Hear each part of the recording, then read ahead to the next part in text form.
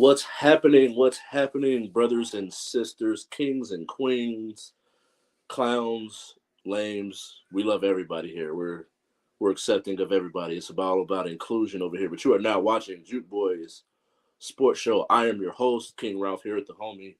My hope and my co-host, the homie Kai. What's popping, bro? How you feeling, bro? Hey, what's good, everyone? It's a beautiful day. I'm doing well, man, and I cannot wait to get into this show, man. We got a lot to talk about, so I'm doing great. Yeah, I can't complain. I'm doing great too, man. Got my daughter down the stairs. Hopefully, she stays downstairs. Elena, I Right. love you very much, baby. Man, she's at that age now where she's like testing. I just feel like she's just Exploration. really testing everything I say. It's like, if he says he gonna do this, is he really gonna do it? Right, And right, right. so it's been a little bit more discipline for this go around than normally. We focus on having fun, but I feel like she's testing me, man, testing my patience, and it's a correlating theme in my life at this point in time. But we got a lot to get into, so we're gonna get straight into it. The combine just wrapped up. Yep. Some really good storylines within that. Some craziness. Started off crazy on day one with Jalen Carter in that situation. Yep. So, and we wrapped up a good weekend. Saw some cool dances, some good arm talent, some freak athleticism. But Oh yeah, definitely. and this one here, I really couldn't wait to get to this one because as I was like growing up, thinking about it growing up, the running back position was one of my favorites. Like my favorite players was always running backs, from like the Eddie Georges to the Fred Taylors to Jamal Lewis. Then we start to get the Adrian Petersons. I hated LaDainian Tomlinson, but there's no way to argue that he's not one of the greats. His Period. talent. In my Yeah, personal opinion, as an hmm overall running back, he is. You cannot have him out of your top five. I agree. And so, Bijan Robinson I'm with coming that out of opinion too. Texas, as we jump into the 2 minute drill, had a good showing. And I got some of his measurables. He's 5'11", 215, which is a good Hmm. size. Running back, ran a 4.6. He was somewhere in between McCaffrey and Saquon Barkley when it comes to those measurables. He had good bursts with a 1.5 10-yard split, 37-inch vertical. Did he do enough to solidify himself as a round one running back? Absolutely, absolutely. I think Ralph, when he came in, just off his college production, and then what he did at the combine. Obviously, the combine is it doesn't just tell you everything, right? It's pretty much physical a test. Like you said, 10-4 broad jump. I think 37-inch vertical. He believed he could go 40 inches, 4.46 40-yard dash, and they did a player comp. It was very comparable his athletic profile to one Edrin James. Edrin James is like an inch taller than him, but they are both around the same weight, 215, 5'11". And he looked fluid in and out of breaks. He showed some pass catching chops, Ralph. He has speed, obviously. We saw his leaping ability. But I think when we look at Bijan Robinson, just to keep it short, he has great vision, great balance, impeccable footwork. He possessed the ability to make defenders miss in the open field. So think about this: the linemen and linebackers, right? They have a hard time getting him down. So now you can throw him out in the flat, right, or throw a pass catch. You can run a route. What is he going to do 1-on-1 versus a DB? Just look at the tape. Like I know you're big Right. on tape, right? So if we look at the tape, he has a innate ability that's going to take him to the next level in the NFL. He can create nothing out of something. So when you look at his combine results, once again, his 4.4 40-yard dash, his close to 40-inch vertical, his shuttle, all that type of stuff, it just only bolstered or added fluff to what he's able to do at the collegiate level. And he has those skill sets that will translate onto any team where he is what I consider a day one starter. So I believe that he is a first round pick, and he further solidified that positioning with this combine. And I agree, man. Shout out to the I Am Athlete podcast. He was on that podcast. He seemed like a real good guy, good Hmm. kid, productive back, nearly 3,500 yards, almost 1,000 yards receiving, nearly 70 receptions in his 3 years. And I think that he's a plug and play. I mean, he should be immediately ready, regardless of what team he goes to, unless you have someone like a Saquon or a Derrick Henry who just was also on the trading block. So we'll see what that piece does and if it has any implications on the draft. Next up, man, we got them Giants. Yeah. Originally, we were gonna talk about the Giants from the perspective of Daniel Jones and his market value, but he got about just about what the market was. 4 years, 160. He got some pretty incentive laden deals. I think he got about 82 with that he gets in the first 2 years. Mhm. They're gonna franchise tag Saquon. Did the Giants get it right? I believe they did get it right. I believe that he got the market value right. He wasn't a $200 million guarantee contract or anything like that. But we had to look at his productivity, right? Because we want to see results. He's improved each season that he's been in the league, from win total to his completion percentage, despite not being surrounded by a plethora of pass catching weapons, right? Kenny Galladay didn't quite work out for them. We look at they had some other receivers. I don't want to call them no name receivers, but they didn't have the most talented receiving group. You could say they had the least talented receiving group, Ralph, in the NFC East, because the Cowboys have a CeeDee Yeah, Lamb.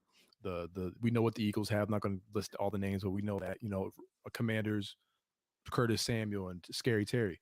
But then I also think about my final point is the postseason, right? He was able to get them to the postseason and then not only get them there, but win a game in the postseason. The Vikings, I think they were 13-4, and he threw for over 300 yards in that game, ran for over 150 yards in that game, and threw 2 pass touchdowns. So I think you want to make sure that you extend your quarterback or give him a deal. And then with Saquon Barkley, he's the you could say that he's the most talented player on that offense, but I'm still the mindset that no matter how good you are, running backs are expendable, even though there are certain skill sets that the generational talents definitely have that, like I said, make something out of nothing, right? And we've seen what Saquon could do. But I right. think that if you can't come with a deal, just make sure you tag him and make him the highest paid at his position because they have a shelf life. That's what I want to say. They do have a shelf life due to the wear and tear. So I think they made the best decision in order to keep them both for the time being. That's just my True, personal opinion. true. I Yeah. agree with that, man. I definitely agree with that. I can see it's one of those things that, like, for years I've been arguing for Daniel Jones Mm, because I remember having a conversation with Tar. Tar was ready to give up on him, said he was trash, and that really? they were stupid for trading up. I've had multiple conversations with Mm, people about. I don't think that he's that generational talent, but I think he's a quality starter in this league. The right. market for that says what it is, regardless of whether or not you feel like he deserves 40 million a year.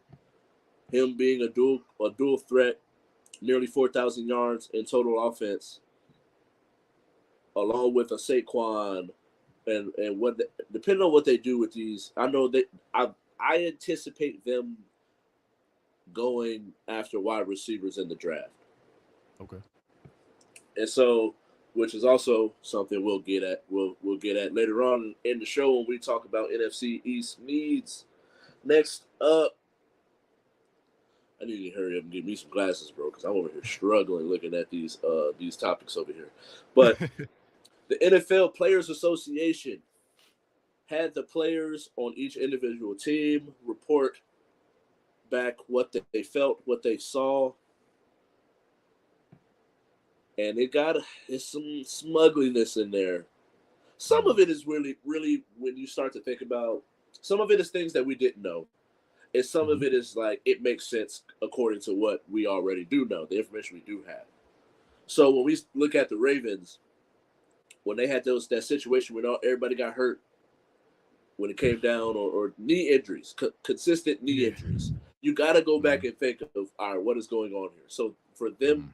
to have voted strength and conditioning F minus, Yeah. that's where, like, all right, like, but we can put two and two together. The one thing that's Yeah. crazy to me is like the Bengals charging their players to eat food is wild to me. Like, Yeah. those are the things for me that was like, yo, that's crazy. So Mhm. is this a good look or a bad look for the NFL? You know what? I'm gonna say it's a good look in terms of bringing awareness.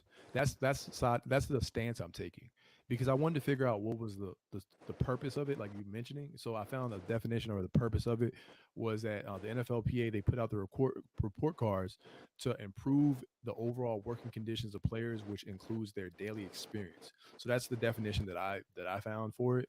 And so to improve their daily experience, well, you mentioned so perfectly about the Baltimore Ravens and the injuries that they experienced, especially in the 2020-2021 season, right? When half the team died Right. essentially. And then you had Steve Saunders in the COVID situation, which is horrible. So what did they do? They fired Steve Saunders 2 years later, right? When they should have been fired, right? But they fired him. So they created a change. F minus. You're getting it from directly from the players. You're getting it from directly from the source. It's just like, who's your sources? Me and you say, who is your sources? We want to hear from the players. Fans, at least I know from a fan perspective, I like hearing the players' perspective about things, from podcasts to the daily living conditions, what it's like from Hmm. coaches, their interaction with coaches. So I think anytime from the Ravens to the team that you mentioned, I think the Bengals or the Chargers, right? Um, for them to just bring awareness and show what needs to be improved and what's good, it can also let free agents be like, hey, maybe I want to go here, or maybe I don't want, you know what I'm saying? So I think Right. maybe team PR or whatever you want to call it, maybe they may feel some type of way. But in terms of just the players, if it's going to be a catalyst for change, I don't mind it. And I think, Ralph, at the end of the day, it can kind of be like some type of ranking or a power ranking or PFF or whatever it is. Like teams like to be number one. Teams like to have recognition. Teams or facilities. I know you've been a manager and everything. Everyone likes to have some type of recognition or some type of certification or ribbon. So I think that's Right. kind of how I look at it. You want to be in the top percentile, not in the bottom percentile. So I don't think it's a Right. horrible look. I think it's a good look if you're a player. I do think I agree with you 100%. I think it's a bad look for the teams, Mhm. but I think it's a good look for the NFL as a whole because I'm all about the advancement of the sport. Next up, we got them contenders and them pretenders, man. We getting down to the nitty gritty. It's about anywhere from 15 to 20 games per team, depending on some teams play a little bit more games than others. Mhm.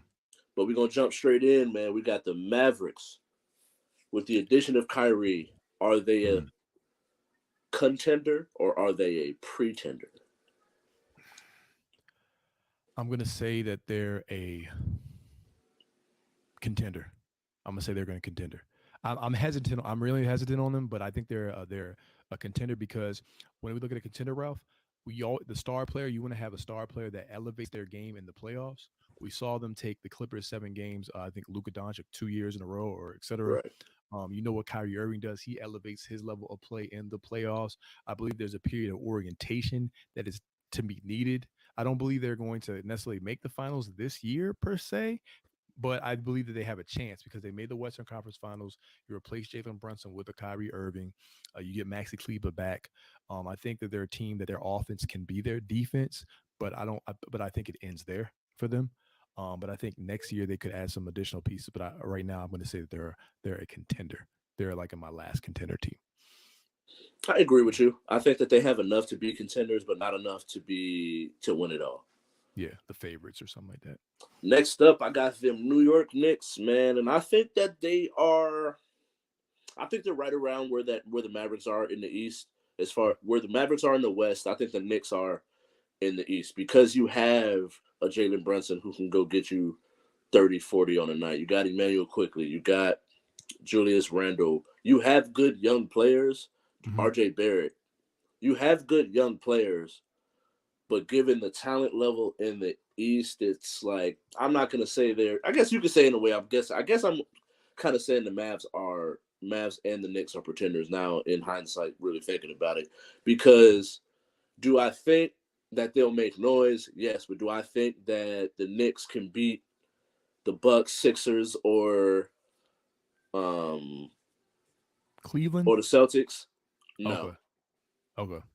I Mm-hmm. I just don't see it happening. Okay. Yeah, I think for me for the Knicks, I actually think I put them down as they're not contenders, but they're a dark horse. Right. They're a dark horse. They can get to the second round. They possibly could this year.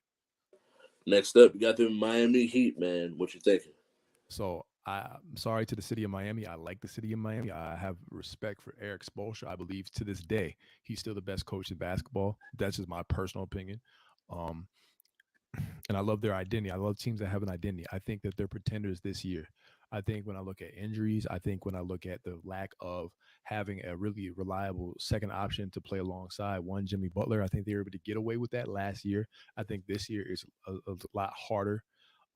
They've been a little bit inconsistent for my particular taste, and I actually believe that I know they're not on this list because I assume that we believe they're contenders, but I believe that people seriously, I can't believe I'm saying this, seriously need to look out for the Philadelphia 76ers this playoffs, and maybe we'll have a whole nother show on that.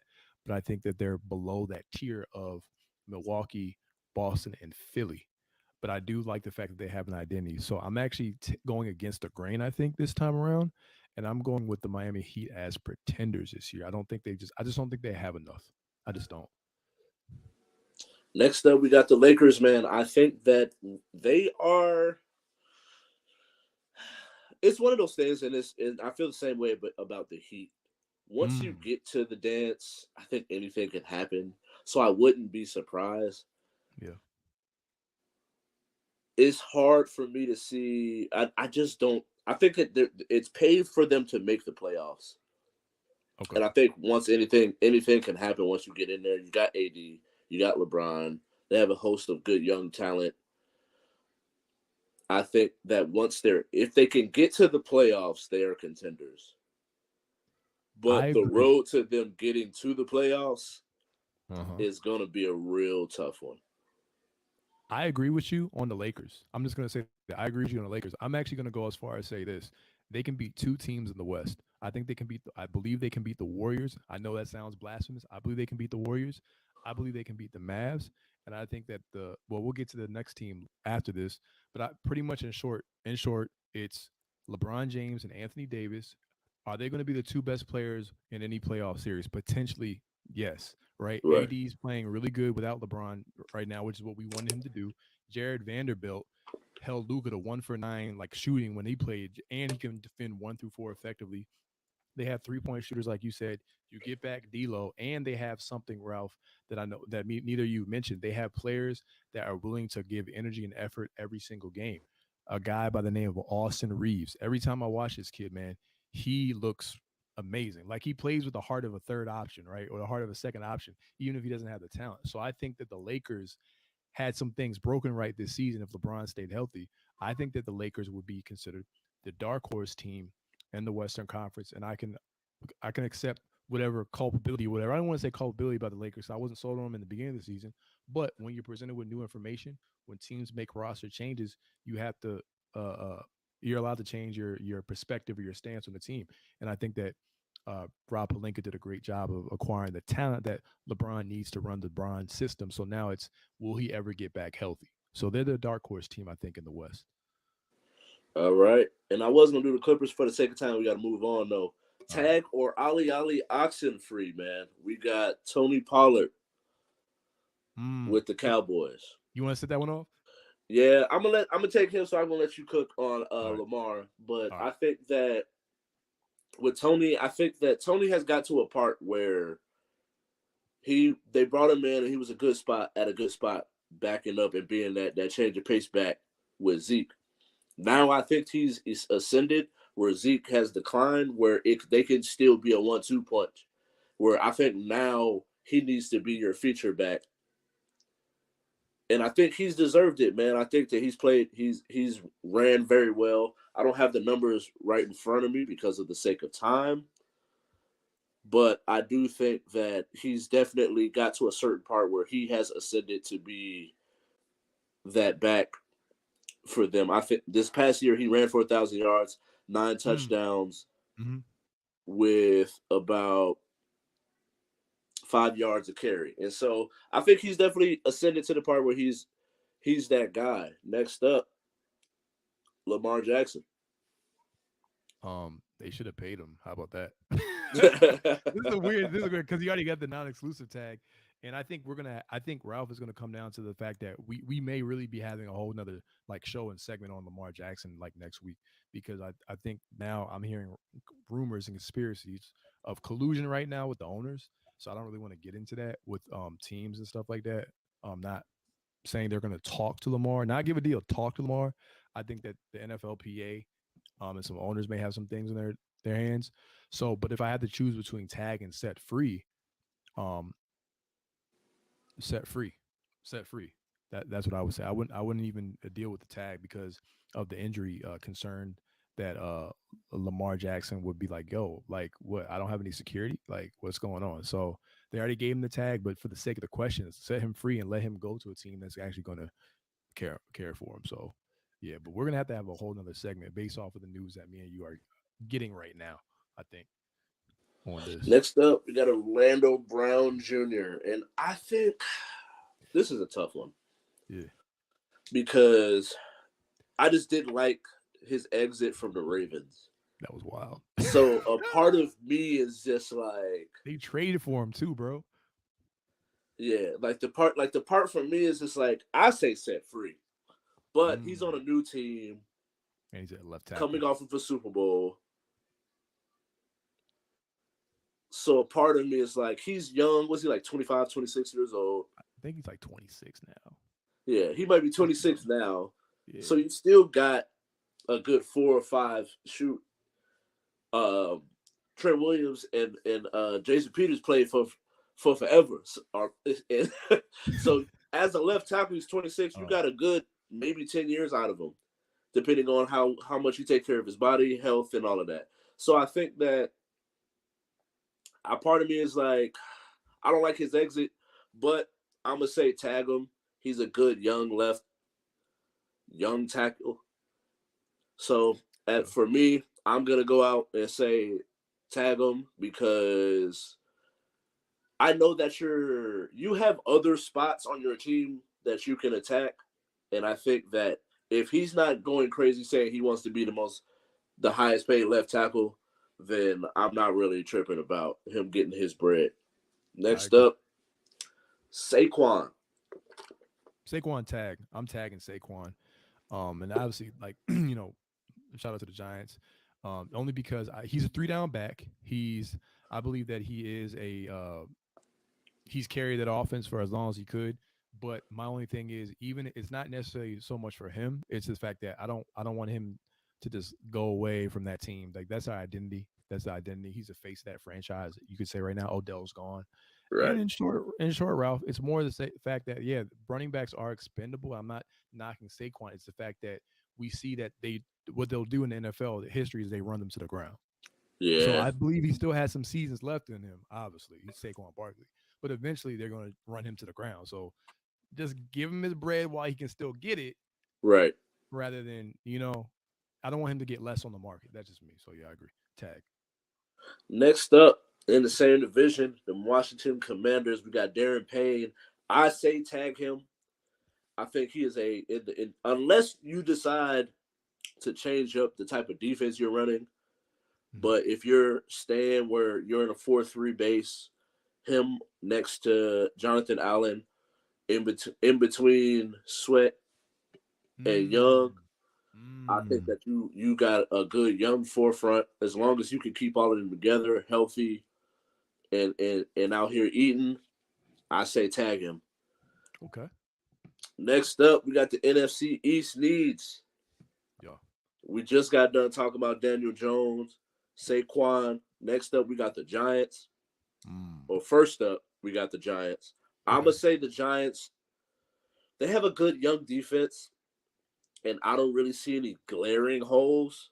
I think that given your situation with Kenny Galladay, Sterling Shepard getting hurt again, I think you got to go after and get one of these plethora of young, talented wide receivers. Mm-hmm. I'm not going to say where exactly they should get or who exactly they should pick. Right. But in my personal opinion, get that wide receiver spot because I think they have a good young defense. You got your quarterback of the future, you got your running back of the future. I need to say get your tight end because Evan Ingram didn't work. He left and then decided he wanted to hoop. And then you got your mainstays as far as your wide receiver team have been getting hurt. So next up, Eagles. Eagles. fresh Let's off of a go. Super Bowl loss. Yeah. Let's How go do with they the get Eagles, better? man. Defensive back. You have a couple defensive backs over there, Ralph, in their mid 30s, I believe, or 30s, excuse me. That's once again, guys. That is not old, guys.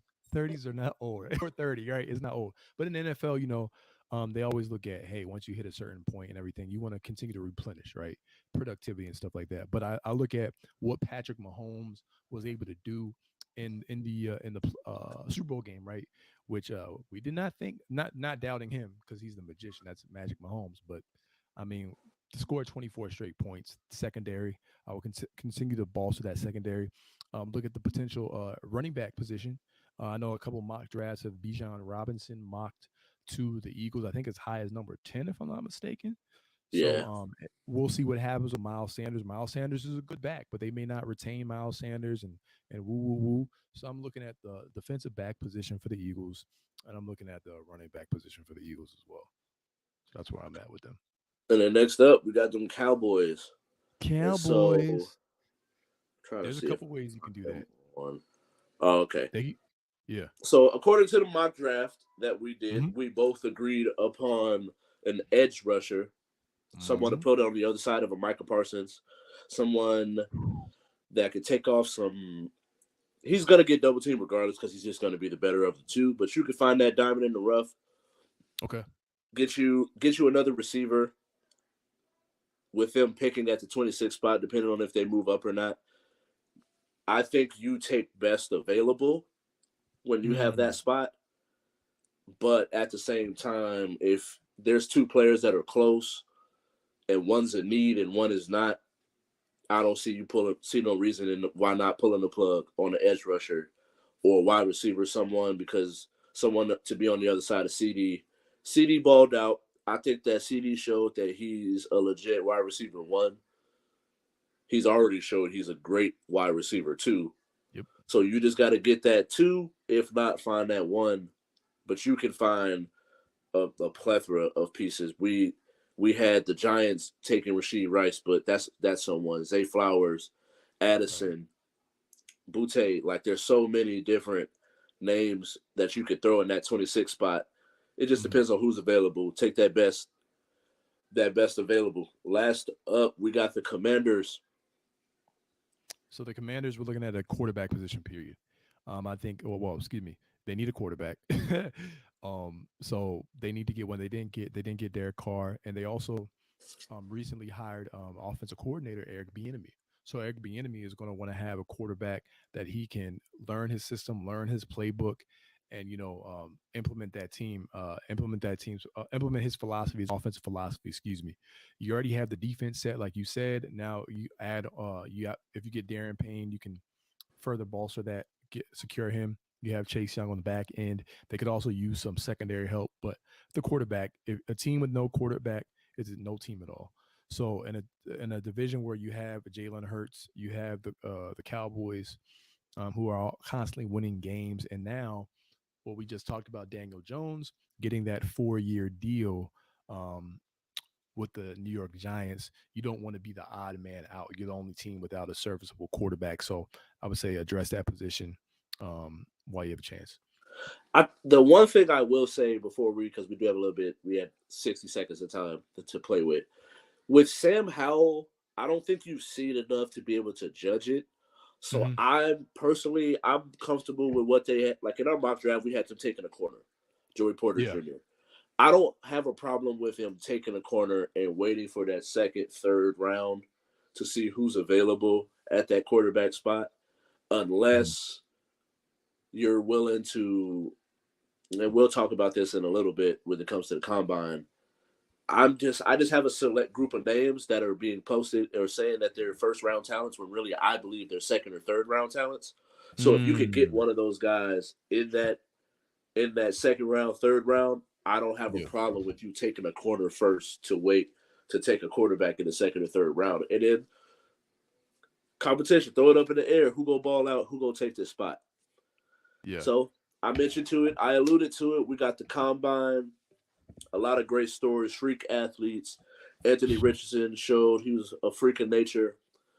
Bajan had a good setup. We even had a few injuries, Yeah. which is also another thing. I think that I understand some of the measurables, but when it comes to certain positions, unless you gonna run a wildcat, why do we care about Anthony Richardson's broad jump or how high he jumps? Yeah. Like I think when it comes to corners, linebackers,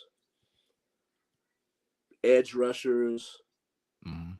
or DBs to make it more broad for corners, wide receivers, tight ends, even running backs to a certain degree. Like, why do I care how high someone can jump at the running back spot? I'm not gonna be Right. throwing no fade routes to you. Mm. And so I think that sometimes when it comes to these, like that's one thing that really stuck out to me was when my reactions was certain things. Why do we care? Right. Like I get, and then like Bryce Young, I understand the tape. The tape says one thing. Why do we care what his measurables are? Mm-hmm. And it's like, all right, so when it came to, because we've at this point we could put to bed that whole small quarterback is not going to work Yeah, definitely. because we've watched it happen. Now, I do understand from the standpoint of injuries because we talked about Kyler Murray every year when it comes to injuries. But this last one was more just it just was a freak accident when it comes to his knee. Where I think Baker Mayfield is a small quarterback. We don't ever talk about him getting hurt. Russell Wilson is a small quarterback. We don't ever talk about him getting hurt. Drew Brees, prior to that elbow injury, and that's the only injury we can really point to and say he had some type of injury issue. I do think that there is some validity or some pause at the same time because of how thin he is. Mm-hmm. But at the same time, I think we can. He's young. He's already put 5 pounds on from what he was at Bama, according Mm. to his combine weigh in versus what he was at Bama. I think he went up 6 pounds to be exact. He was like 201. Just putting And on so, muscle. and he was 194, 195 at Bama. Yeah. So I do think that we'll see. I just think that the tape don't lie. For you to Nope. be trying to throw Will Levis in front of Bryce Young because I seen this report that they never said who the number one quarterback was, Mm. but they had Will Levis at two in Mm. between Bryce and CJ. However, when they had them at one versus three, and I'm like, I don't see it. Right. And to my praise, I've been right on some quarterbacks when it comes to this whole draft thing. Draft analysis and Draft breakdown. analysis, I've Yeah. been right. And so I just don't see it. Those are a couple things I want to get off my chest. What were No. some of Yeah. your reactions? I just want to kind of piggyback on some of the things you said about like why do we care about vertical leap and sometimes even 40-yard dash or whatever, whatever, etc. Um, it's it's one big, dare I say, pissing contest for these athletes. And let's be real, right? And the combine is a meat factory, unfortunately, as my dad would say, in terms of like they treat you like cattle. That's like okay, Yeah. everyone's running out there in their shorts and Under Armour gear, whatever. And then it's like, yeah, let's test this. That's what it is, right? So you're being poked and prodded and told, given direction, like a cow. Um, and these are obviously human beings. But I think for me, I always look at it like this. This is my process, and I am not a draft guru. I'm not a draft expert, but this has proven to produce, bear some fruit, or come to fruition to have some positive results. I believe in watching game film. I also believe in the Senior Bowl, because a position that I look at a lot, Ralph, is the wide receiver position, and so I can look at tape and I try to look at X receiver versus this corner, this receiver versus this school, right? Not just the highlights, like actual like the game tape of that, and you can actually start to see how they run routes. You can see are they a body catch. You can see a lot off that. Then Mm-hmm. from there, I look at the Senior Bowl or the one-on-one drill Senior Bowls. Why is because I get to see how they go up against that type of coverage. That's how I was able to find Josh Palmer. Now, I'm not saying Josh Palmer is a top 5 receiver in the league, but as a number 3 receiver on the Chargers, there's games where he looks good, and you can attest to this because you're a Yeah, Raiders fan. So I'm like, yo, Josh Palmer. I I'm seen like, him. I seen him a few times. He looked great. okay, yeah, that's what, right, right. And I'm like, yo, like this is the guy I wanted the Ravens to draft. And so how did I do that? I didn't look at his combine. I really looked at his the one-on-ones, right? So I look at his one-on-one drills versus another DB who could have been gone to a SEC school or whatever, and he was killing him. And then I looked at his game tape. So the combine told me absolutely nothing. Right, Um, so that's pretty much what I'm saying. Like, you know what I'm saying? The combine really don't tell me nothing. Now for Anthony Richardson, I think he had a good combine in terms of measurables. So yeah, it's cool in terms of taking a physical. right, Taking a physical test, cool. Yeah, you have a strong arm. Cool. You can hit receivers with no resistance, with no pass rush coming towards you. Cool. Like you right, should be able to do these things, right? It's like if you're shooting an open gym, they say, okay, anyone can be humming an open gym. Dwight Howard could shoot. I heard he shot like 75% from. I'm not. This is not slander, but like 75% when Mike Brown was a coach of the Lakers, whatever, right? right, Mike Brown said that, but then he got in the game. His career, he shoots like 50%. So my thing is like I'm with you on the combine thing. I think you have to there's small little things at the combine. I'll end it with this. For me, when I think of combine and reactions, I want to hear interviews. What does Anthony Richardson say at interviews during the combine? Because they have interviews, conduct them. His leadership style, his play style, what he felt about, competition, etc. And not just him, people in general. So that's kind of my takeaway from the combine. I do think Luke Van Ness, I do think Gonzalez, and I think that Anthony Richardson were quote unquote winners of the combine. But in terms of does it like tell me much of anything from a play standpoint? In my opinion, 90% of the time, no. right. Yeah, So and I agree with yeah, you, man. I definitely see like there are some instances, and we are gonna after the show is over, we do got to sit down and see how much time we have to break down each individual position. yeah, And so at that point, that's when we'll have some of the people we know that's their expertise. But at the same time, when we get to that, that's when we'll break down. For instance, when we talk about wide receivers, can yeah. you handle someone being physical with you? Mm, Are you a body catcher? Are you a hands catcher? Can you high point? Can you take that quick slant to the house? And right. I think that's where I understand the vertical. I understand the 40 time. I understand the shuttle drills, the broad jumps, and things of that sort. And I think that the combine doesn't necessarily tell all of that for every position because there's some things that I can't judge a left tackle on shuttle drills and 40 time. I need to see how you react with that person in your face. Mm-hmm. And so when we get into the actual breaking down of the positions themselves, that's what we'll say. We'll give our personal opinion because we're not right. Like Right. neither one of It's us the are an NFL opinions. scout. Yeah. We It's just kind of opinions. give our personal opinion because we Yeah. have a basic knowledge. We've watched Mm.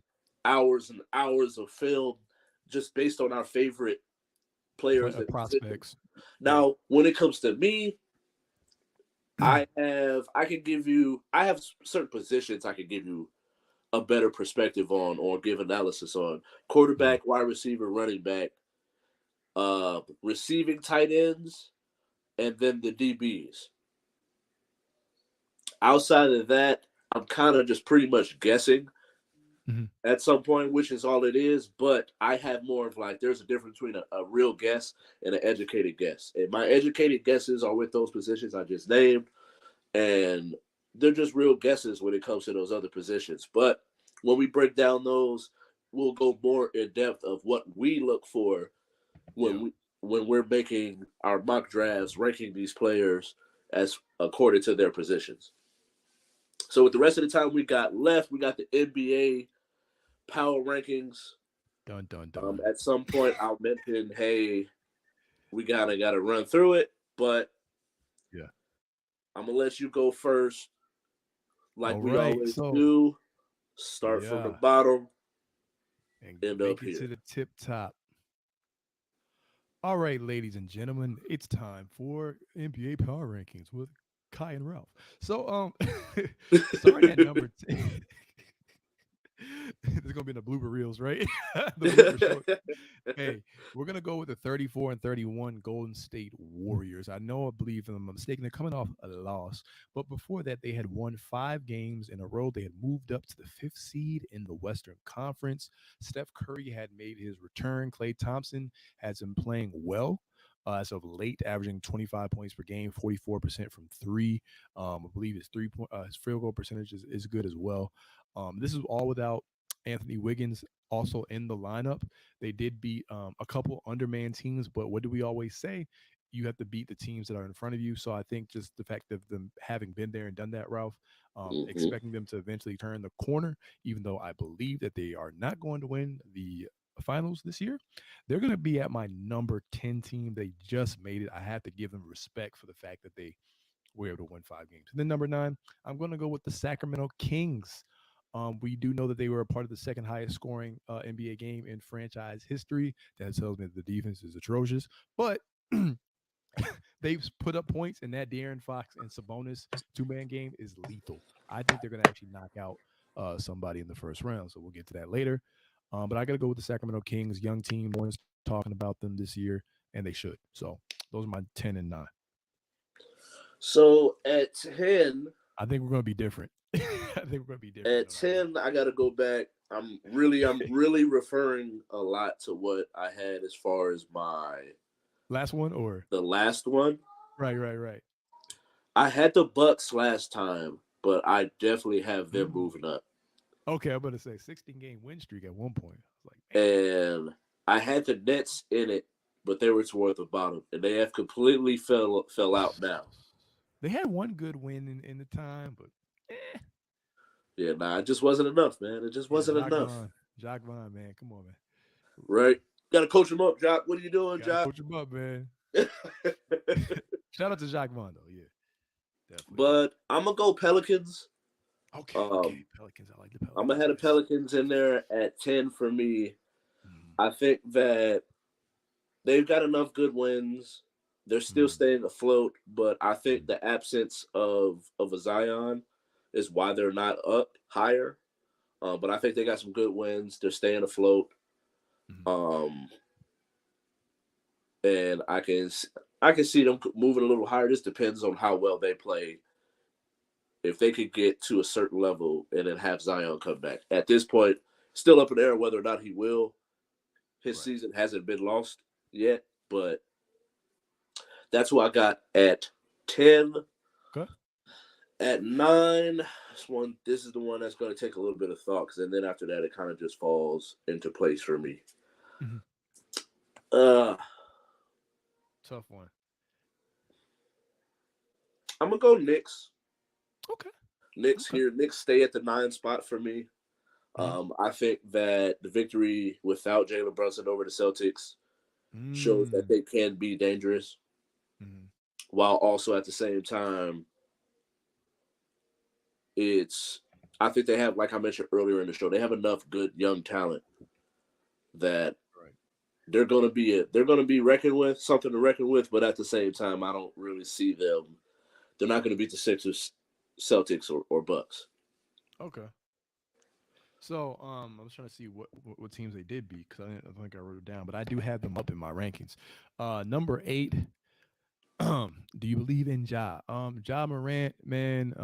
Get that situation situated, man. Pulling for you, man. But I have the Memphis Grizzlies.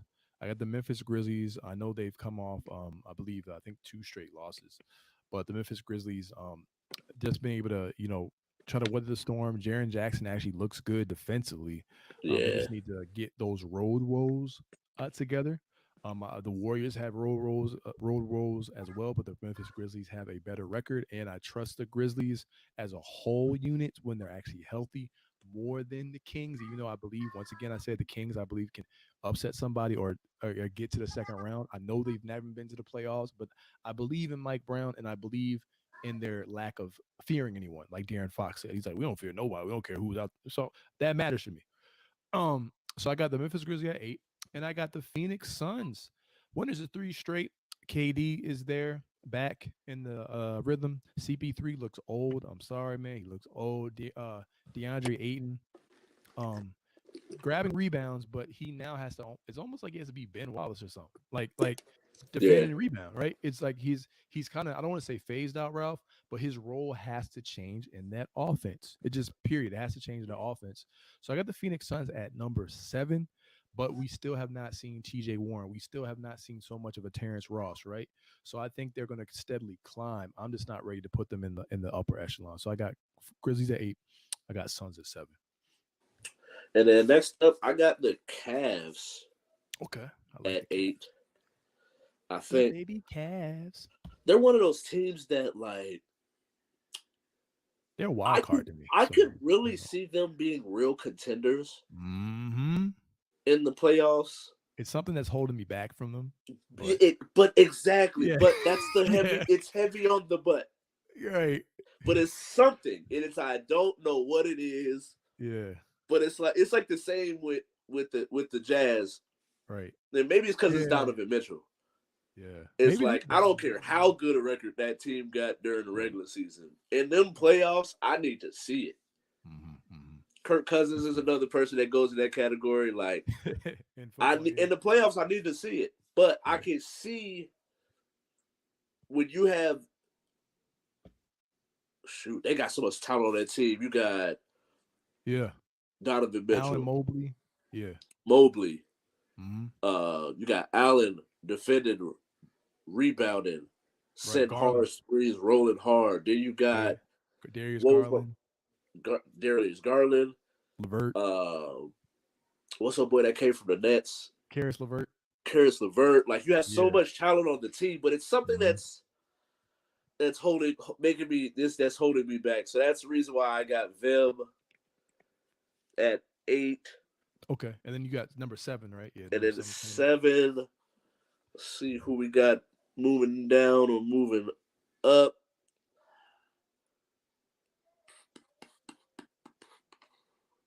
I'm gonna go Kings. Okay. I got the Kings. Okay. I see you. I got the Kings at 7. I think that they're still playing at such a high level offensively. I think with them, whether or not they're going to be real contenders are they going to be able to get stops when it comes to the playoffs.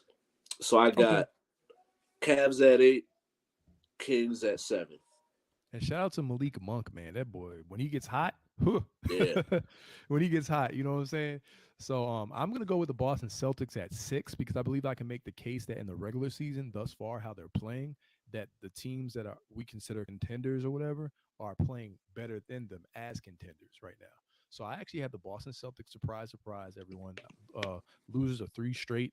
The Boston Celtics at number 6 right now. They need to adjust some things over there. I'm just being real. But they're gonna still be a contending team. Then number 5, I gotta give respect to the New York Knicks. When you win 9 straight games in the fashion that you win them, be going to overtime, be able to beat the Boston Celtics without a Jalen Brunson. Going up against teams like the 76ers and vice versa and stuff like that. 9 straight. Emmanuel quickly looking like a 6th man of the year candidate, right? Julius Randle not having to shoulder the entire scoring load. I think Thibodeau has them playing defense. I think they have the chemistry, and I think they have consistency. So just for the regular season team, I think they're playing like a top 5 regular season team in this past week or so. So I'm going to put the New York Knicks at number 5. And so at 6, I agree with you with the Celtics. I think that as a whole, they've been playing. They have all the talent, and right. We've seen them play at a level that when they're playing at their best, not so many teams that can really mess with them. Yeah. But at the same time, some questions right now. We got some questions right now. You're only as good as your tape. Your recent tape has showed me you lost to the Knicks with no Jalen Brunson. And you gave up almost a 40-piece to Emmanuel Quickly. Yeah, that was crazy. Shout out to Quickly though. Yeah. And then that video of Grant Williams saying, "I'm gonna make both," and then missing both free throws for them to go to overtime They're is leaving the another door open, thing. Ralph. They're leaving the door open for a team to sneak in. I just feel it. I just feel it in the air, like Beanie Siegel would say. Yeah, hey, great song by the way. Yeah. I don't know who Shorty was, but she was bad though. I think her name was Melissa. Never heard her on anything else after that. I'll do some research. No, let's stop. For science Moving purposes. on. It's for science, in the name of science. The name of But science, next man. up, although they just lost Ja, we don't know for how long. We're not going to talk about that situation because you know us, we don't have all the facts. So we We don't have cannot all the speak on facts. the situation Right. involving that young man's life, putting out no narratives that's may Just or may wish him not be well. true. We wish him Positives. well. Remember, you were 23 at one point, and if you were not, just know it's not as old as you think you are. Right. I am a 33-year-old man. I am 10 years removed from being 23. I made a lot of mistakes. Right. And who I was at 23 is not who I am today at 33. But on to the next one. Number Grizzlies. 5, right? 6, 5. I got the Grizzlies at 5. Okay. Jared Jackson picking up his level of play while also being someone that is a defensive player of the year candidate. Mm-hmm. You got Desmond Bain back playing at a good level. I think that as a whole, they have showed you that they can play well without Ja. Mm-hmm. We just got to see how long will that be, because if it's anywhere where people are talking about where the speculation is true, he could be out for the rest of the season. That changes everything then. Yeah. And then that changes everything. Right, that would change everything. If it's just a couple of games, he got to go see a therapist, get help, that type of thing, come back fresh, a new job in a sense, off the court. I think that him on the court is going to show is really what's going to help them take off. But they have showed that they have a winning record without him. I got the Celtics. I agree with you on the Celtics at 6. Mm-hmm. And I got the Grizzlies at 5. Okay. And at 4, coming in number 4, I have the Cleveland Cavaliers for all the reasons that we mentioned earlier. And then at number 3, I have the Philadelphia 76ers. The 76ers, you can make the case, are playing the best basketball right now, outside of the Bucks, who they actually wound up beating. So you're like, well, why didn't you have them there? I believe that I have to give those teams, the Bucks and the more credit at the moment for the duration, of the streak, right? But I had the Philadelphia 76ers at number 3. James Harden is getting to the basket, Ralph. Looking good. That pick and roll game. Historical pick and roll with him and Joel Embiid. Joel Embiid will maybe once again, maybe another show, we'll get into 76ers and their title chances, right? The year of Embiid, maybe, having a huge chip on his shoulder to get to the chip. So I like the Philadelphia 76ers, Ralph, and the win they had over the Bucks as well, right? In Pfizer Forum in Milwaukee, where Giannis missed that bunny. So that was a great game. So I'm going to give the 76ers their just due at number 3. And I am at 4. Okay. You had them at 7, but I got them at 4. The Phoenix Suns. I think. Yeah, I can see it though. Yeah. When this is where like that conversation when we started talking about the GOAT, it gets muddy. Yeah. Talk it. Because we always talk about eras, but we never talk about teams. And when we started to talk about the different teams different players could play on, LeBron has showed that he completely changes a team when he goes there. Where KD can fit in like a cog in any machine. But it's just like he's that golden piece that just he's the best player on any team he's on. But he fits in like just the perfect piece. And he might be the best player on the court in every game he plays in. Exactly. Arguably, so like right? It's crazy. Like his help defense, which I don't think him as a defender gets talked about enough. Preach. How well he's playing defense this year. Clutch shooting. highest. I think he's leading the league in free throw percentage right now Probably. at Yeah. 7 foot. Something crazy. He's he's historically hitting in the mid range at a historical clip right now. Yeah, he picked up where he left off pretty much in Brooklyn. Like people forget now because he's been gone so long. Like he was Right. cooking in Brooklyn, cooking. So I think that what he's been able Mm, to add to that team, mm, where like you mentioned before, Chris just doesn't look the same. He look a little chunky. yeah, He look a little old and flabby in the light. right. Hopefully, he can find his groove in the playoffs, and we'll see what Yeah. happens with that. Because I really wanted a topic of Mm, how important for the culture is a Suns Mavs rematch in the playoffs. mm-hmm. But for Mm-hmm. the sake of time, you got the Sixers at 3. Mm-hmm. I have the team they beat at 3 with the Milwaukee Okay. Bucks. As well as they're both playing, Yeah. I just, me, when it comes to that head to head, Yeah. That Embiid. like I'm Yeah. always gonna put Embiid over Jokic because when they play head to head, Right. regardless of the records, one player is outplaying the other. Right. And in that moment, Embiid outplayed Giannis. Yep. Sixers outplayed the Bucks to get the win. So Mm-hmm. I got the Bucks At 3. at 3, Suns at 4, Okay.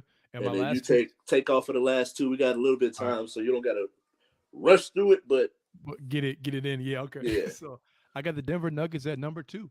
Denver Nuggets, I think they've been pretty much the most consistent team all year. They've dealt with some injuries. Jokic has been playing really well. Obviously he had the hiccup versus another great center in Joel Embiid, where he got cooked rotisserie's chicken style 3 levels.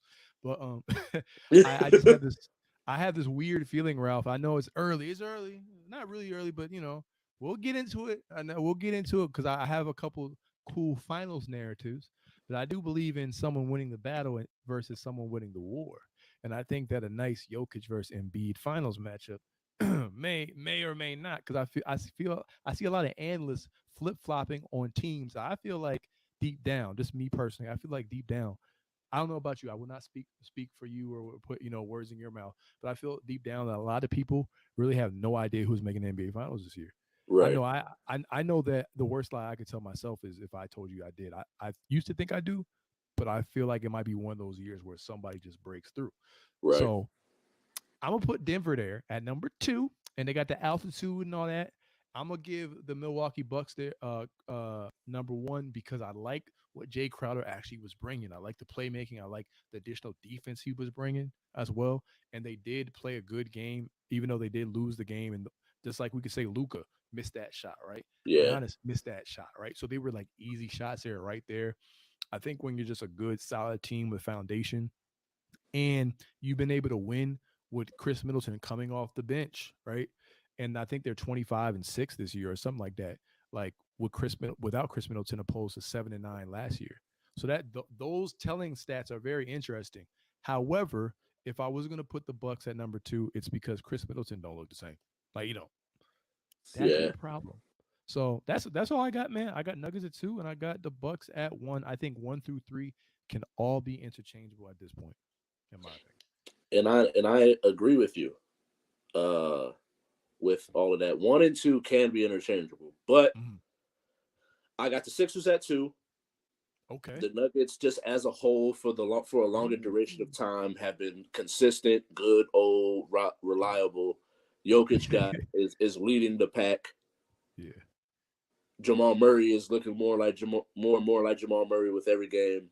that's key for me. Yeah, that's key. That's But as definitely the key. team as a whole, I'm just going to take the Nuggets over the Sixers because the Sixers have moments where it's like, what's going on? And then they have moments like lately Mm. they've been looking good. So I'm going to give the Nuggets the nod as the number 1 team in our power ranking.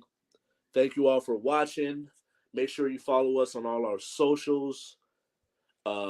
Shorts, reels, all of that is coming soon. Make sure you watch us. If you missed this episode, tune in on Thursday at 4 p.m. And we are out of here. Bye, y'all. Peace.